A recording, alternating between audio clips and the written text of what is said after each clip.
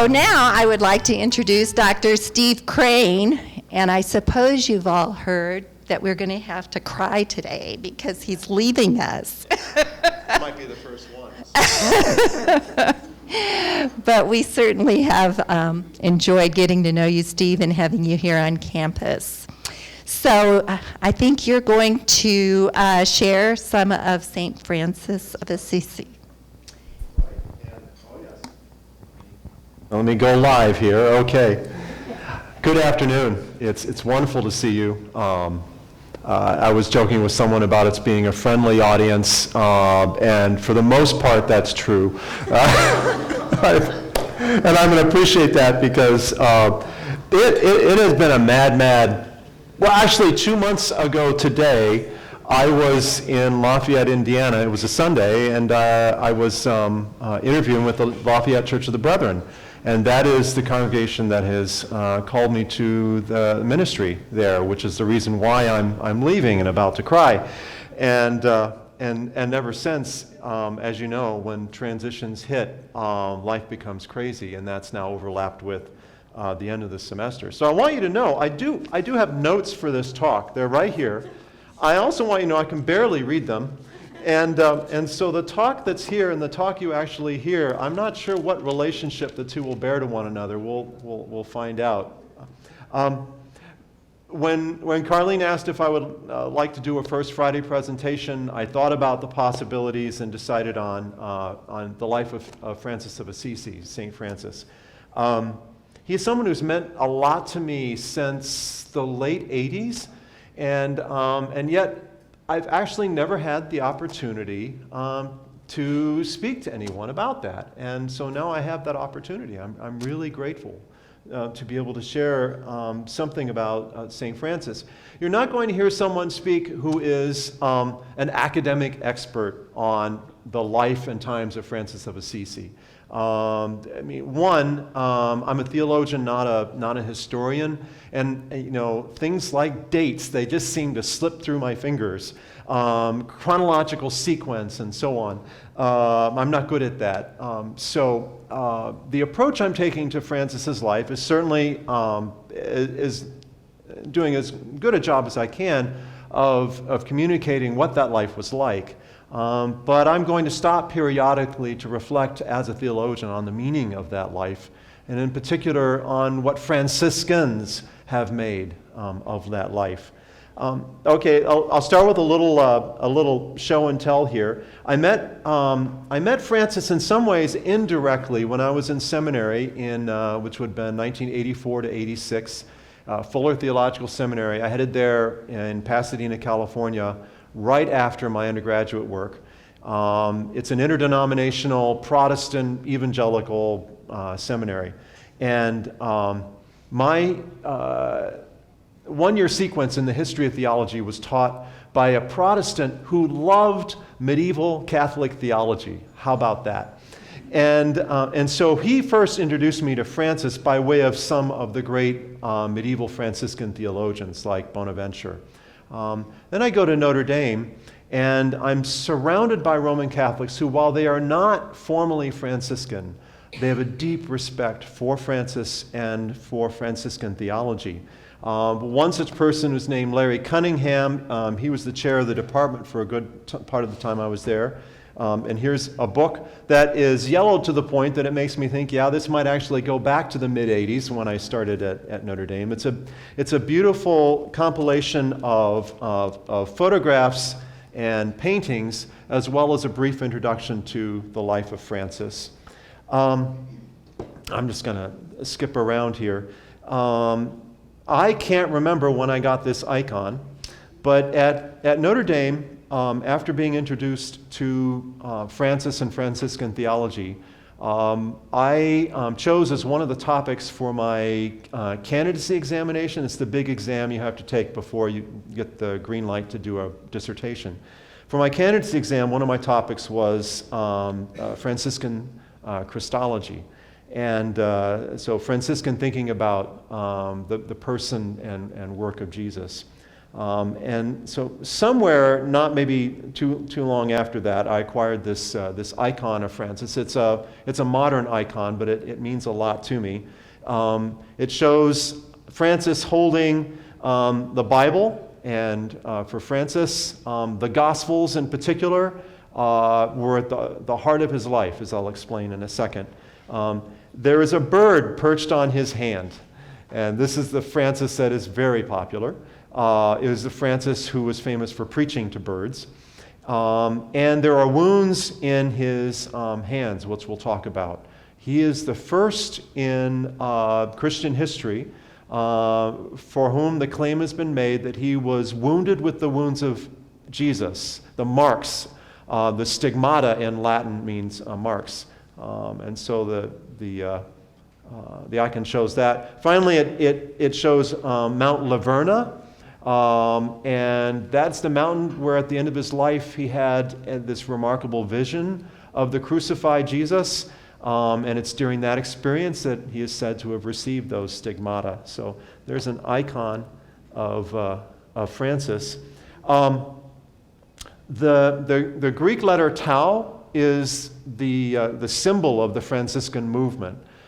Francis himself adopted the tau as his form of the cross. I've read multiple explanations for why this is so. The one I want to focus on here is that the Latin cross, the cross that we think of when we think of the cross, from the Franciscan perspective, that symbol had been sullied, and sullied is hardly the appropriate word, it's not nearly strong enough, by the Crusades. Jesus' words, "Take up your cross and follow me," were understood by Catholic leaders calling for people to go on crusades. Those words were understood to mean, take up the cross, put it on your armor, put it on your shield, and slay the enemies of Jesus. And for Francis, this was a desecration of the cross. And so here is a cross unsullied by that association. On the back, I see, is a note written by a student of mine. I'll mention him. He's praying for you all. I'll get to that in just a second. In around the early 2000s, I was a professor at the University of St. Francis in their theology department, a Franciscan Catholic university in Fort Wayne, Indiana. And one of my Protestant students, with whom I got quite close, perceived that he had a call to ministry while he was finishing his senior year, and he took a couple of, maybe 3 theology classes with me. He is now a United Methodist pastor with a very large church, actually, associate pastor of a very large church in Indianapolis. He calls himself a Franciscan Methodist. In fact, that's the name of his blog. And he gave this to me as an ordination gift in 2007 when I was ordained to the church, in the Church of the Brethren. He says, "The saint that brought us together, thank you, Dr. Crain. God bless, Matt Landry." And so this means a lot to me. This version of the Tau cross actually comes from Assisi. I've not been to Assisi, but I've had friends who've been to Assisi. And one of them is Ryan Mackey, now Bishop Ryan Mackey, whose wife was our assistant registrar for many years, and he teaches at Central Christian College, and is now bishop in the Communion of Evangelical Episcopal Churches. And representatives of that communion last year went to Rome, to the Vatican, to open a dialogue with Pope Francis about intercommunion between their communion and the Roman Catholic Church. Astonishing. Anyway, knowing my love for Francis, Ryan, when he made his 1/2 a day visit to Assisi, bought me this Tau cross. So it in fact says, "Made in Italy, Assisi." Yes. He also He's a good friend. This medallion did not come from Assisi. However, he took it from here at McPherson to Italy and back. And it's a St. Francis medallion on one side, and St. Anthony of Padua, one of the earliest of the learned, you might say, scholars of the Franciscan tradition. The patron saint of lost things, I think, but St. Anthony, a great teacher of theology and a great preacher. So that's just one sample. Oh, last thing I've got to hold up. Another ordination gift. This from a close friend of mine at the University of St. Francis, with whom I worked closely in establishing a peace and justice organization at that university. And I just think it's kind of neat that a brethren pastor helps some Roman Catholics establish a peace and justice organization at a Roman Catholic university. So this is a gift from her, and it's a beautiful children's version of the life of Francis with just some stunning illustrations. So I really love that. And in a way, what I wanted to do, and just in highlighting the gifts in particular, is to say that for people whose lives have been touched by, for example, a St. Francis, it forms a bond. And if you know nothing else about a person, but that person is a lover of Francis of Assisi, for example, then you've formed an instant bond with that person before you even know their name. And that's how these things work. Okay. With that personal introduction, why study the life of St. Francis? If you Google him, almost certainly you'll come across the words like the world's most beloved saint. Right? And so of all the famous Christians who have been canonized by the Roman Catholic Church, Francis is perhaps the most popular, the most famous. In the introductions to Francis you read, the biographies, I swear 90% of them start like this. We're going to go beyond the bird bath Francis in this book. Right? So how many of us have had a statue in our gardens of St. Francis with maybe a bird perched on? Yeah, a few of us. So, he's in our gardens. He is the patron saint of ecology. Right? And so people who have relatively low tolerance for things Christian will respect Francis because he is the patron saint of ecology. And Francis is known for being a peacemaker. One story I might as well tell now that I won't get to when we go through his life. It is said that when he was visiting a village named Gubbio, that he was told by the residents that they were being terrorized by a man-eating wolf. And so Francis, being Francis, a peacemaker who loves animals and whom animals love, said, let me see what I can do for you. And so at night, he does something that the villagers said, please don't do. He leaves the village, and the wolf comes at him, and everyone thinks we're about to see Francis, this even now famous person, shredded by this wolf. But he prays and tells the wolf that he's a friend, and the wolf stops and listens.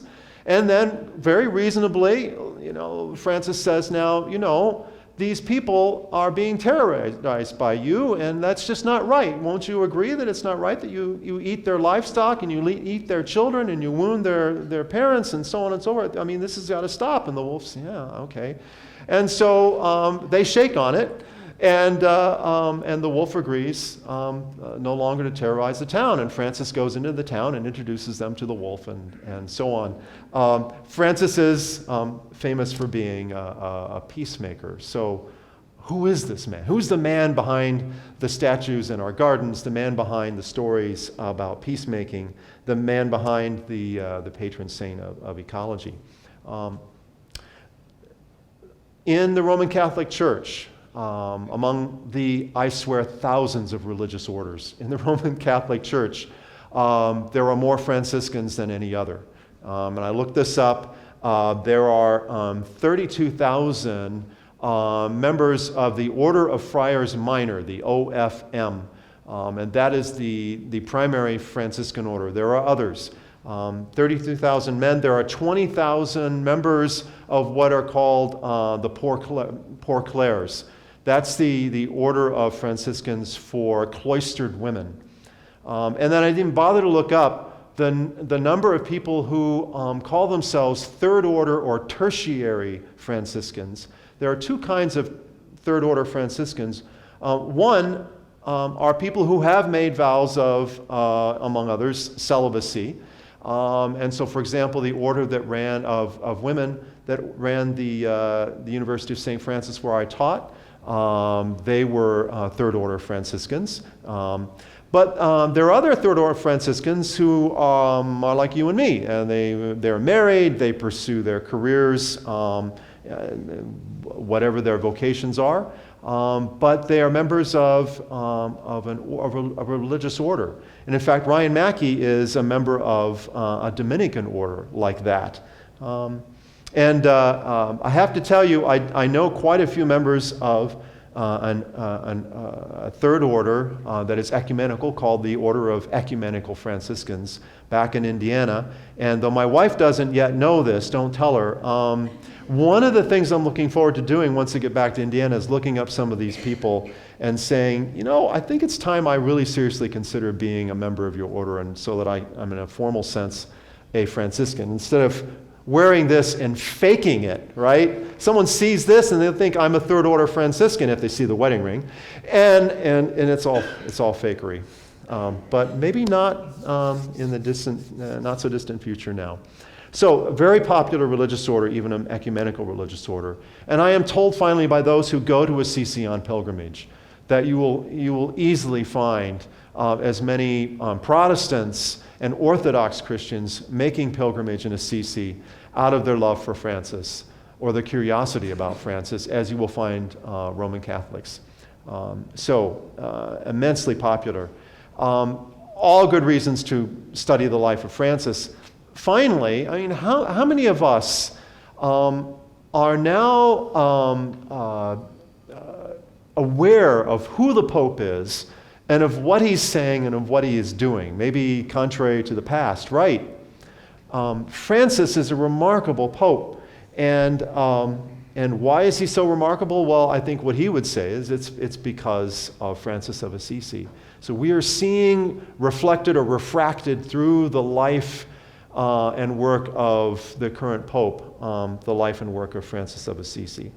So, one last thought, why he means so much to me. My own Christian path has been simultaneously, in a broad sense, Catholic and Protestant. Not long before I met my wife, who introduced me to the Church of the Brethren, I had joined the Episcopal Church and started theology PhD at Notre Dame. So that experience in the Episcopal Church and at the University of Notre Dame made me very Catholic. That experience of being married to and going to church with someone who is lifelong Church of the Brethren made me very Brethren. And for me, Francis is one way I keep the two halves of my Christian life together. As a peacemaker, as someone who says, look, what it means to be a Christian is to do what Jesus said, right? He links the brethren to the Catholic part of me, and so he's very special to me. Okay. Studying Francis is very challenging. Even in his lifetime, he was wildly popular. Before he died, people would point at him and say, he's going to be canonized, right? And if I were he, I'd say, look, I'm not dead yet, right? So stories about Francis multiplied during his lifetime. They certainly multiplied after he died. How do you separate the fact from the fiction, right? And even those official biographies that were written during the process of canonization, which happened within 2 years of his death, even in those stories, we read them today and we think there's a lot of what we would call legend there, right? Like, for example, perhaps the story about the Wolf of Gubbio, right? So how do you separate fact and fiction? In fact, if you read multiple biographies, modern biographies of Francis, you'll see different chronologies, different decisions being made about what happened, what didn't happen. It's extraordinarily complicated. So it's challenging for that reason to study his life. It's challenging because he was born in 1181 or 1182. He died in 1226. That's a world a long, long ways from our own world, right? And I mean, it is a world in Europe where the Roman Catholic Church, right, dominates the map, not only religiously and culturally, but politically. It's a world torn by wars it's probably difficult for us to imagine. I mean, the Roman Catholic Pope calling for armies to take on the emperor of the Holy Roman Empire, Christian versus Christian, Catholic versus Catholic. It's hard for us to imagine all of that, much less to imagine, well, maybe it's not at all hard for us to imagine the Crusades, is it? But it's a world far removed from our own, and challenging, therefore, to study Francis for that reason. And yet, the 13th century, especially in Italy, does bear some remarkable resemblances to our own world. For example, it is a world torn by violence. Violence in the streets, violence between towns, violence between countries, and as I suggested, violence at large scale between the Pope and his armies and the Holy Roman Emperor and his armies, and then, of course, the violence of the Crusades. I think we can understand that world. It's a world where if one town across the river from another town had a dispute about the crossing of that river, you may well or torture and kill people in order to resolve that conflict. So that was the world in which Francis lived. And it was a world that was increasingly materialistic. The 13th century in Europe was reaping one huge benefit from the Crusades, and that is the opening of new trade routes, really of old trade routes that had died with the Roman Empire and now have come back to life with the Crusades. Wow, money being made by war. What a new concept that is, right? And so we see in Italy at the time of Francis's birth the rise of what we call the merchant class, a class of people who are not noble, they are not born wealthy in virtue of inheritance. They are not serfs, that is, they are not working the land in virtual slavery to those who own the land, but they're business people. And Pietro Bernardoni, Francis's father, was one of the most successful of the new business class in Assisi.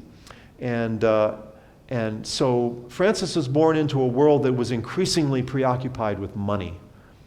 We can connect with that too. So Francis's life, briefly, you want to divide it into three parts. His youth, up to about the age of 16 or so, where he is dominated by his love of partying and his dream of becoming a knight. And then we'll look at that middle part of his life, where he has what is called his conversion, where he gives up his love of money, his dream of being a knight, or at least more or less gives up that dream, and devotes himself to being an impoverished follower of Jesus Christ, and the head of a remarkable new religious order whose impact lasts to this day. Then finally, we'll look at the last part of his life, which on the one hand looks like he suffered deep disappointment, loss, defeat. He lost control of the order that he founded, in his eyes, lost his sense of the vision for that order. And yet he died in a way where most of his followers say, yes, he died victorious in Christ. And so we'll talk about that. So three parts of his life. His youth. I've titled this King of the Feast. He was often called by his friends the king of the feast. As I said, he was born to an up-and-coming wealthy merchant in Assisi, Pietro. His mother, Pica, was a devout Catholic. He was given the name Giovanni by his mother. His father was in France dealing in cloth when Francis was born. When his father came back, he said, we're going to call him Francesco. His father loved France. France was very good to Pietro in the cloth business. And so Francis was named Francesco. And so we know him as Francis instead of John. So San Francisco, I would hate to have that called any other name. Francis loved France in a different sense in which his father loved France. He loved the culture of France. He often accompanied his father as a youth when his father was in France dealing in cloth.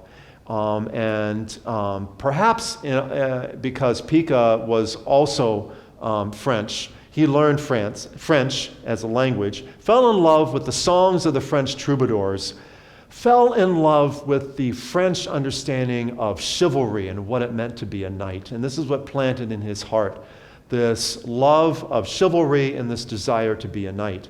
And it was not a far-fetched dream for someone like Francis. One route into the nobility, if you're born in the merchant class, is to become a knight. And then your children will be born into the nobility. And so Francis, in part because of his love for France, harbored this dream of becoming a knight. And yes, he was a very popular young man. He was both, he loved fun, he was wealthy, and had a winsome personality plus. And so his friends loved to party with him all night. And we have relatively few stories about him. Other than that, he was often in the streets at night doing what you don't want teenagers to do, then or now. And his friends loved him because not only was he fun to be with, he paid for much of what they did. So, very popular. It should be noted, though, that he was also, even at this stage in his life, deeply generous. And so he would give his money freely to the poor of Assisi, and he had a reputation for doing that. Turning point in his life, around the age of 20, dreams of knighthood in his head. He goes to war. As commonly happened, as I said, one community would fight another community over what we would think would be a conflict that surely you would want to work through without violence. In this case, the community across the river is named Perugia, and the finest of Assisi's men go to war against the finest of those in Perugia, fighting over who cares. And the army of Assisi is routed, and many people are killed, except for people like Francis who are wealthy. And so if you put that person in prison and hold them for ransom, you can make money. And so that's what spared Francis's life.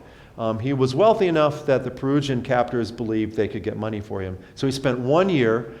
I don't know why it took a year to negotiate his release in absolutely miserable conditions, in the dark, down there with human excrement and so on. Although stories are told that he would sing and laugh and buoy the spirits of his fellow prisoners. However, when he got out of prison, he in fact was ill and depressed and wondering, what do I do now? He had a dream. And Francis was a person whose life at critical moments depended on his having a dream and interpreting that dream. In this dream, all of the cloth in his father's business was transformed into weapons of war. And Francis took this to mean, I really am supposed to be a knight. My first experience of warfare didn't go so well, but this dream is convincing me I need to be a knight. And so as it happened, there was a famous knight who was gathering new knights following him to fight on behalf of Pope Innocent III against the Holy Roman Emperor. And Francis said, "I'm in," except he had to say, "Daddy, would you pay for this?" And Daddy said, "My son becoming a knight, becoming a noble, I'm in." And so he paid an enormous sum of money to outfit Francis. Yeah, the first outfit, Francis came across a knight coming back from war without his armor, and Francis gave all of it away. And his dad said, "Oi!" Did it all again.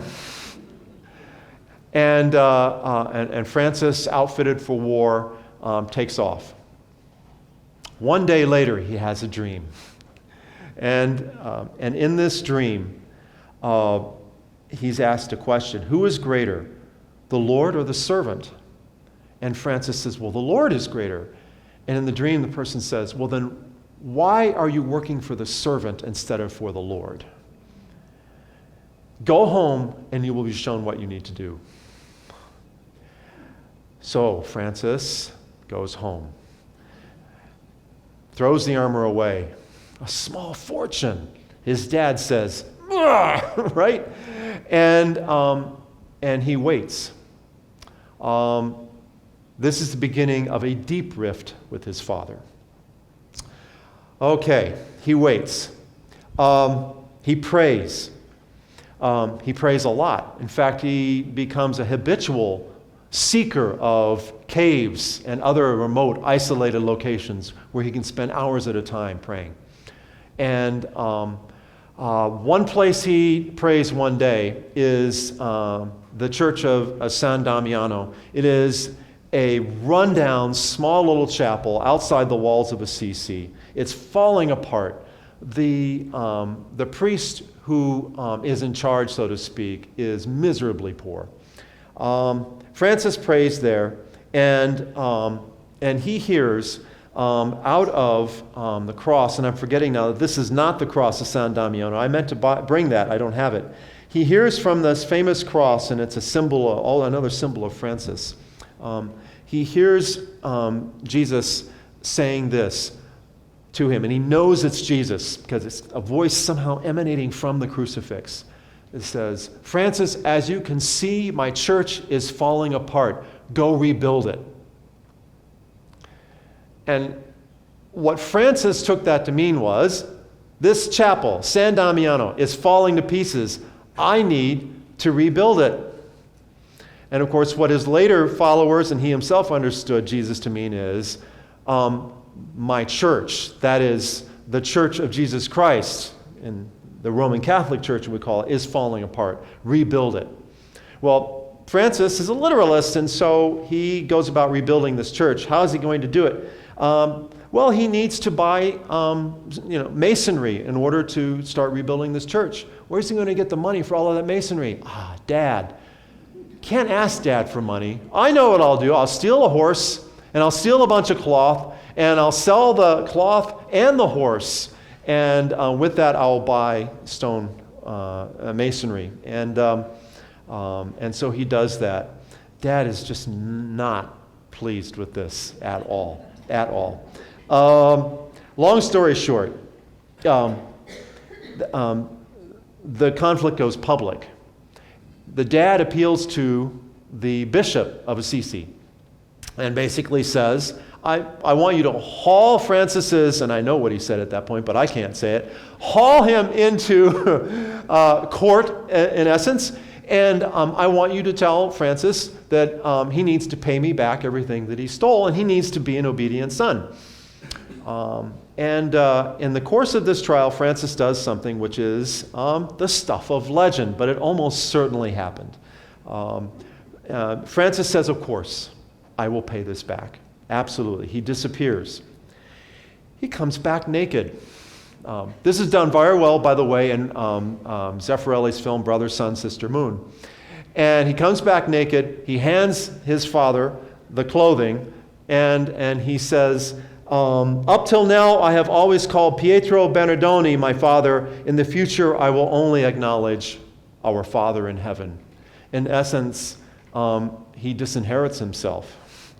And all the biographers say that Pietro completely drops out of his life at that point.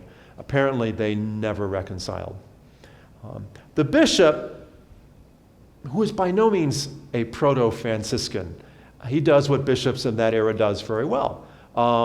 He's very wealthy. He knows how to make lots of money. He knows how to exploit people and oppress people in order to make money.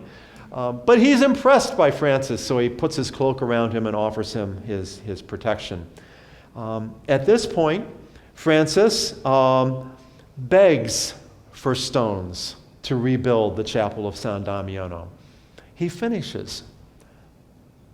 A wealthy young son of a very wealthy, respected merchant, now living in the forest, begging for food and for materials. He was the butt of a lot of jokes. He keeps going. He starts building another church, the church of St. Mary of the Angels. And it's in this church, during Mass, that he has another vision. He has dreams, he has visions. And in this vision, Jesus tells him what he needs to do.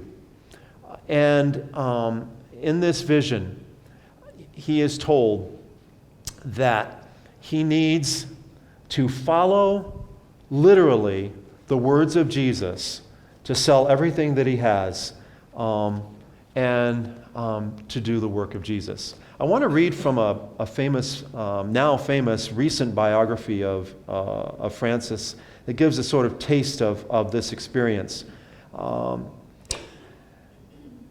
While he worked on this church, he continued to pray, make his confession, do penance, and go regularly to Mass. There on February 24, 1208, it was St. Matthias' day, commemorating the apostle elected to replace Judas Iscariot. He heard the words of the 10th chapter of St. Matthew's Gospel, which Christ spoke to his apostles before he sent them into the world. This is the kernel of what he told them as they set off two by two. And Francis hears Jesus speaking these words directly to him. Preach as you go, saying, the kingdom of heaven is at hand.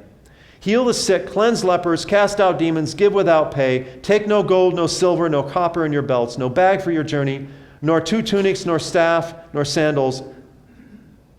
Right? And that's what he does. That's what he does.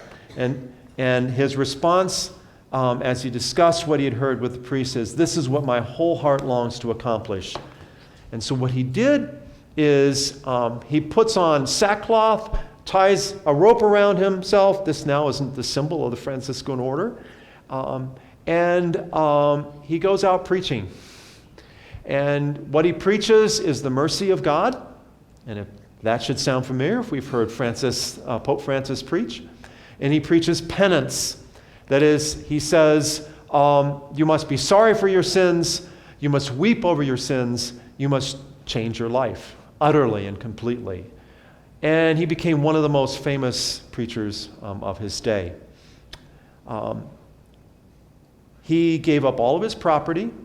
He survived by working for food, and when he couldn't work for food, he begged for food. And something remarkable happened. Some of the wealthiest people in Assisi looked at the life he was starting to lead and said, I want that life. I'm in. And some of his earliest followers were members of the nobility who gave up all of their possessions, sold everything they had, gave to the poor, and led the life that Francis lived. So that brings us to the second part of his life, which is entitled, The Lord Gave Me Brothers, from what Francis called his testament, something he wrote right near the end of his life, sort of describing where he came from and what he was all about. So with these followers, Francis, without intending to become the head of a religious order, became the head of a religious order. And it was an informal religious order. He went to Rome with his brothers, seeking permission from the Pope to preach and to be an order. And he wrote up an informal, what's called rule for that order. We don't have that rule But we do have a later rule which almost certainly reflects that, and I'll just read from the very beginning. What he wanted from the Pope when he went down to Rome was permission for him and for his followers to live according to this rule, which begins this way, almost certainly began something like this way. The rule in life of these brothers is simple. Live in obedience and chastity, without property, and follow the doctrine and footsteps of our Lord Jesus Christ. The doctrine and footsteps. If you wish to be perfect, Jesus said, go sell your possessions, give the money to the poor, and you will have treasure in heaven. Then come, follow me. Right? That's the beginning of that rule. The Pope is Pope Innocent III, one of the most powerful popes to arrive on the scene. A story I really like, and I really want to be true, is that while Francis was negotiating with the Pope for this permission, the Pope had a dream. And he dreamed that the church, I believe was the Church of St. Peter, was about to fall over. But it was being held up by a tiny little man. And so some of his biographies say the Pope realized Francis was that man, and that Francis was starting something that could be the salvation of the church. And for all of the Pope's indiscretions, that's hardly not the word to use, and it's not nearly strong enough, he also wanted to reform the Roman Catholic Church, and he saw in Francis a way to do that. So he gave Francis informal permission to be the head of a new order. They call themselves Friars Minor. That means lesser brothers. Right? They're all brothers, and they consider themselves the lowest of the low. So that's where the Order of Friars Minor, OFM, the Order of Lesser Brothers, comes from. They became enormously popular, multiplied practically overnight, not only in central Italy, but outside of Italy. And this was a source of, obviously, joy for Francis, but also enormous headaches. One joy. Her name was Claire. Claire was a daughter, 17 years old, of a noble family that Francis knew in Assisi. Francis is now roughly twice her age. She heard him preach and was captivated by him and by his message and by his lifestyle, knowing that her family would never consent to her becoming a follower of Francis. In fact, there were no women followers of Francis at that point. She and her sister steal off, and in the secrecy of night, she takes her vows to become a Franciscan. She begins what is now called the Order of Poor Clares at that point. Things got messy with her family. We won't go into details there. But the highlight here is this, that the relationship that Francis and Joy had is one of the more famous spiritual relationships between a man and woman in history. There's a story that later in their knowing each other as Francis, head of the order, Claire, the head of her order of cloistered women, a story has it that she wanted to eat dinner with him. Now, Francis had laid down strict rules. The brothers are not supposed to fraternize with women, including their own. But she persists. His best friend persuades him, let's have dinner. And so she comes, and they eat as Franciscans eat. At that point, they eat on the ground. They begin a conversation that becomes an enraptured, mystical conversation. And according to the stories, I'd love it if this were true. You be the judge. From afar, the residents of Assisi saw what they thought was a fire raging outside the gates, out where the Franciscans had set up their huts. And they race down to see, and they discover that it's not a literal fire, that it is a fire that has been set off in the sky by the conversation that Francis and Claire are having. I want that to be true too, right? So an amazing friendship. But with the growth of the order, I mean, you can imagine, a small organization led by a charismatic figure has lots of potential until it becomes large in response to the charisma of that leader. And then the leader can start to lose control. The organization can become so large it loses its sense of the leader's vision for it. Maybe that sounds a lot like the church, doesn't it? And the Church of Jesus. And so Francis begins the struggle to, for example, keep his brothers adhering to this extreme vow of poverty. Right? What about that vow? Let me say a couple of words about that. And I've got my watch here, and you see I've departed from my script, and that's really dangerous. So I've got to wrap this up in about 7 minutes. Why this extreme vow of poverty? Number one, Jesus said to do it. Right? That's just got to be number one. Francis set out to imitate to the letter the words, the life of Jesus, to follow his commandments to the letter. That's number one reason why Francis gave up all his possessions and said to his followers, not only were they to give up all their possessions, they weren't even supposed to touch money. Right? One brother thoughtlessly picked up some money that a well-wisher had left at the altar of a church for the Franciscans, picked it up to get it off of the altar and set it on a windowsill, and Francis went berserk. What did he have to do? He had to pick up the money with his mouth, go outside, and put it into a pile of dung with his mouth. That was Francis's attitude about even handling money. Right, what more can we say about this other than that Jesus commanded it in his eyes? Poverty put Francis totally at the mercy of God's providence, and to care for him, to care for his brothers. He literally didn't know where his next meal was coming from, day after day after day. And what this impressed upon Francis is that all of creation is a gift. And this is at the heart of Franciscan spirituality, that all of creation is a gift. We own none of it. Everything is given to us as a gift. So this sense of the goodness of creation and of God's goodness reflected in creation can be traced back to Francis's experience of everything being a gift, because he's claiming to own absolutely nothing. Right? And from this sense of creation being a gift from God, toward the end of his life, we get this remarkable poem called The Canticle of the Sun.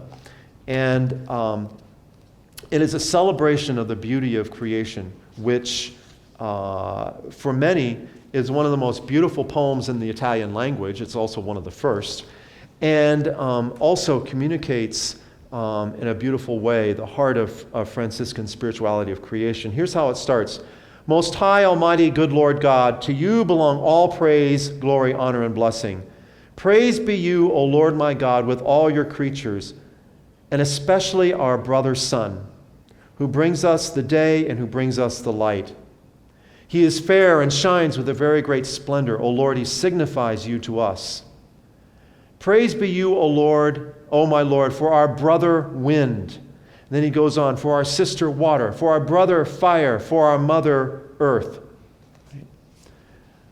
With this sense from living this life of poverty that all of creation is a gift, including himself, his own life, he had impressed upon him this sense that all of creation was there for his brother and his sister. Right? The Lakota Sioux have a word for this, which I've now forgotten, but it's the Lakota word for all my relations.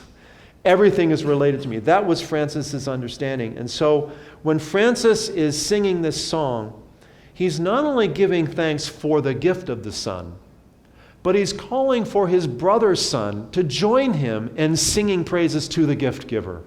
Right? And that's what makes this piece of Italian poetry so remarkable. And what makes, I think, Francis's life and thought so remarkable. And I think it all goes back to his commitment to utter poverty. Okay, I need to wrap this up really quickly. Francis does something which is the beginning of the end for his leadership of the order. He leaves Europe and he goes to Egypt. Why does he go to Egypt?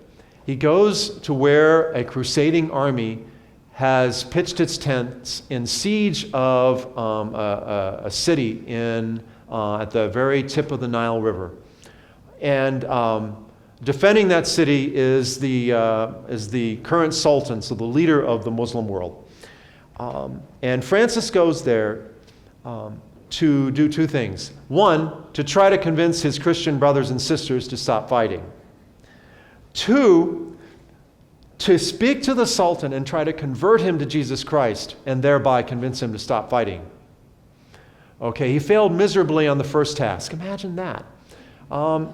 He does something which almost certainly should have led to his death. He crosses the battle lines in order to see the Sultan. And he is badly mistreated by the Sultan's guards.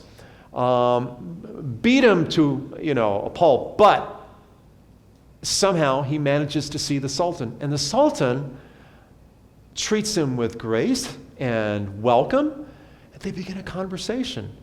And the Sultan is a devout Muslim. Here is Francis. They impress one another with their faith. They have what we would call today an interfaith dialogue. Yes, Francis is trying to convert him. And the Sultan is trying to convert Francis. They part, you might say, friends, with deep respect for one another. And when Francis leaves, the Sultan, and there's a witness who says the Sultan said this. The Sultan says, "Pray for me that I may know which of the two is the true faith." Right? I mean, that's remarkable. Absolutely remarkable.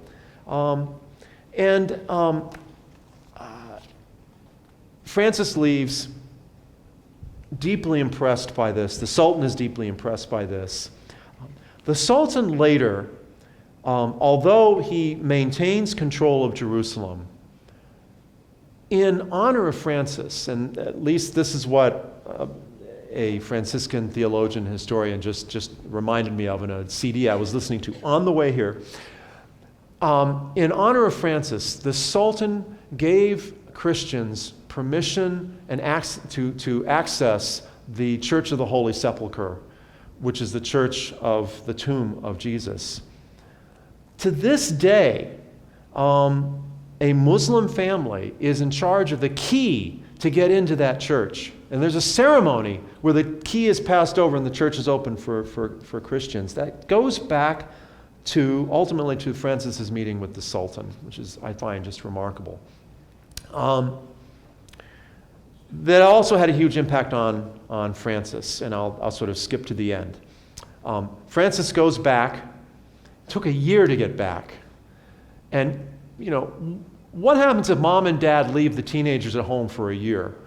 You can imagine, right? Chaos. He's lost control of the order. Long and short of it, he gives up control of the order. He's frustrated. He also comes back ill. His eyes have a terrible disease. He's punished his body with fasting. And he's deeply ill, in pain. He gives up the order. His life is beginning to slip away. It looks grim for him. Okay, two things happen really quickly here. He goes on retreat to this mountain of Laverna. He has a vision. And in this vision, he sees a seraph being crucified. And a seraph is a six-winged angel. He understands that the seraph is Jesus. And he sees Jesus crucified, and he deeply, deeply experiences the pain of the crucifixion with Jesus. And he leaves that experience bleeding from his hands, his feet, and his side. There are multiple witnesses who have attested to this, who attested that he tried to cover this up, but unsuccessfully. Those who saw his body after his death verified that this is what happened. I don't know what you want to make of that.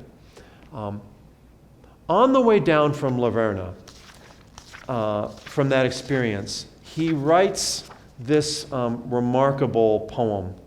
And we have this poem in his hand. This is a document in his hand. The poem itself can't be read anymore. And here I am doing what I can't do in class and I can't do before you, which is talk and do something at the same time. There we go. It's called Praises to God. On the obverse, on the backside of this parchment, we do have something we can read, and it's a letter he wrote to one of his brothers, a letter of encouragement. But we know that on this side, he wrote the following. And it also captures Franciscan theology beautifully. You are holy, Lord, the only God. You do wondrous things. You are strong. You are great. You are the Most High. You are the Almighty King, etc. You are good, every good, the highest good, Lord God, living and true. You are our only love. You are all our sweetness. You are our eternal life.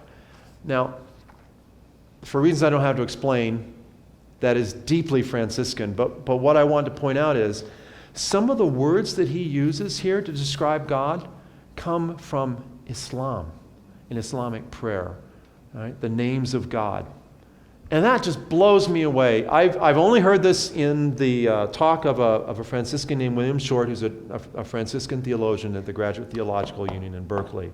But I think that is just remarkable, that Francis would incorporate something from Muslim spirituality into a beautiful prayer like this.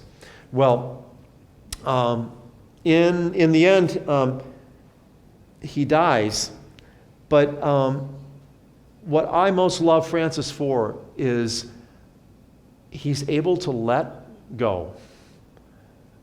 He's lost control of the order. It's going in directions he doesn't like. He's able to just let it go. He is suffering terribly physically. He's joyful. In fact, he writes the joyful Canticle of the Sun when he's virtually lost the ability to leave a hut during the daytime because the sunlight hurts his eyes so badly. And yet he writes this joyful song to the sun. And he dies completely faithful to his vow of poverty. He dies with the request that he be laid out naked on the ground. He wants to die on Mother Earth, and he wants to die demonstrating that he possesses absolutely nothing. And that's how he passes away. And it's said that the birds flocked and sang over him as his soul left his body and went to heaven. So I took entirely longer than I meant to. I guess there are 2 minutes left for questions. But I've been a lover of Francis, like I said, since the late 80s, and I've never been able to do this with anyone. So excuse me, I've had some stuff sort of pent up and wanting to come out for a long time. So thanks for letting me do that. Yes? Well, there's a song that we sing, the choral music, and it's called The Prayer of St. Francis. Right. And it's a wonderful word. Did he really say those? Lord, make me an instrument of your peace? Yeah, it's wonderful. Probably not. But boy, it communicates. Isn't it wonderful? Yeah. May I seek not so much to be loved, but to love. Yeah. Exactly. That's right. Where there is hatred, let me so love. That's right. It is in giving that we receive. It is in pardoning that we are pardoned. Yeah. So it's deeply Franciscan, even if perhaps he didn't write it. Yeah. Steve, I know you, and we've spent quite a bit of time together during your tenure here. What you're saying doesn't surprise me at all. What does surprise me is that you don't share out of this. You haven't shared this lecture elsewhere. No. Yeah. Why haven't you? This is at the heart of who you are. How come you're not sharing? Yeah. Point well taken.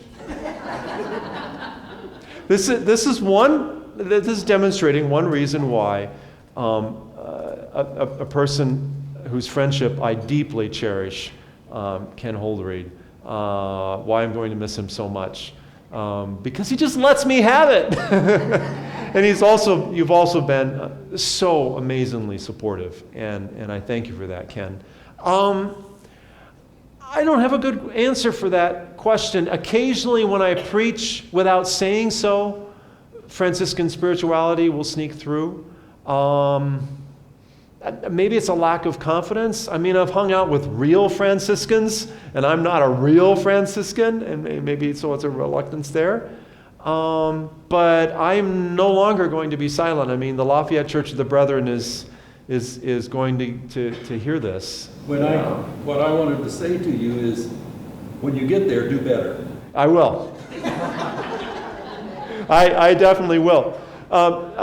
Some of us, like Joanna, and particularly you, your life is being deeply influenced now by Father Richard Rohr, who is a Franciscan thinker and the Center for Contemplation and Action. Yeah. And here at the church, we've had some conversations about him using some of his materials. An enormously influential Franciscan, and I have found others in the Church of the Brethren who likewise have heard the voice of Francis speaking through Richard Rohr in ways that touch their brethren heart. Yeah. So, right. Francis needs to be shared. Absolutely. Anything else? I mean, you've gone the distance and beyond. Thank you so much. I really appreciate it.